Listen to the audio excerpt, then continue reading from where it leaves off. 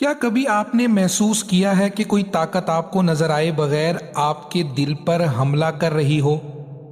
ایسی طاقت جو نہ دکھائی دیتی ہے نہ آواز دیتی ہے مگر خیالات کو بدل دیتی ہے اور نیتوں کو کمزور کر دیتی ہے۔ عرفان ایک خاموش اور سنجیدہ لڑکا تھا۔ وہ گناہوں سے بچنا چاہتا تھا، نیکی کی طرف بڑھنا چاہتا تھا، مگر ایک عجیب کشمکش ہمیشہ اس کے دل میں رہتی۔ کبھی اچھے ارادے مضبوط ہوتے تو کبھی اچانک دل کی طاقت کمزور ہو جاتی۔ وہ سوچتا، یہ خیالات آخر آتے کہاں سے ہیں؟ میں تو ایسا سوچنا بھی نہیں چاہتا۔ ایک دن عرفان سکول کے بعد مسجد گیا۔ وہاں خاموشی سے پیچھے بیٹھ گیا کیونکہ وہاں مولوی صاحب بچوں کو قرآن پڑھا رہے تھے۔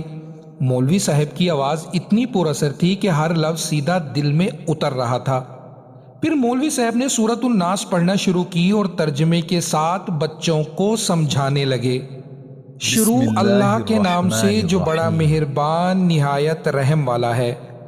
کہوں میں انسانوں کے پروردگار کی پناہ مانگتا ہوں، انسانوں کے بادشاہ کی، انسانوں کے معبود کی، اس وسوسہ ڈالنے والے کے شر سے جو اللہ کا نام سن کر پیچھے ہٹ جاتا ہے، جو لوگوں کے دلوں میں وسوسے ڈالتا ہے۔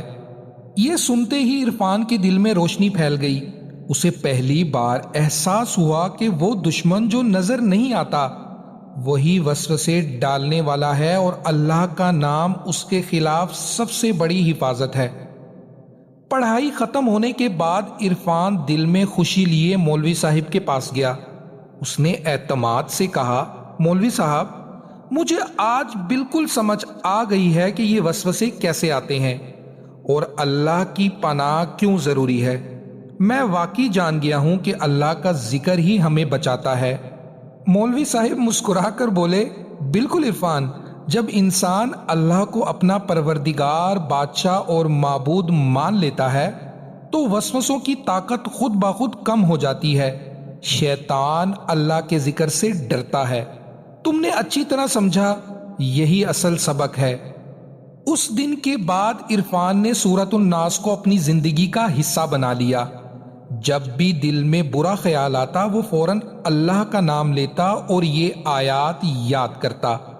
آہستہ آہستہ وسوسے کم ہونے لگے، دل کو سکون ملا اور نیکی میں رغبت بڑھ گئی۔ سورۃ الناس ہمیں یہ سکھاتی ہے کہ سب سے خطرناک دشمن وہ ہے جو نظر نہیں آتا مگر دل پر حملہ کرتا ہے۔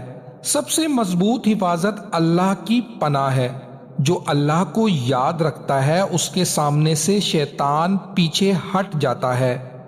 ہم دعا کرتے ہیں کہ اے ہمارے پروردگار، ہمیں ظاہر اور پوشیدہ وسوسوں سے محفوظ فرما، ہمیں اپنے دین کی صحیح سمجھ عطا فرما اور ہمارے دلوں کو اپنے ذکر سے زندہ رکھ۔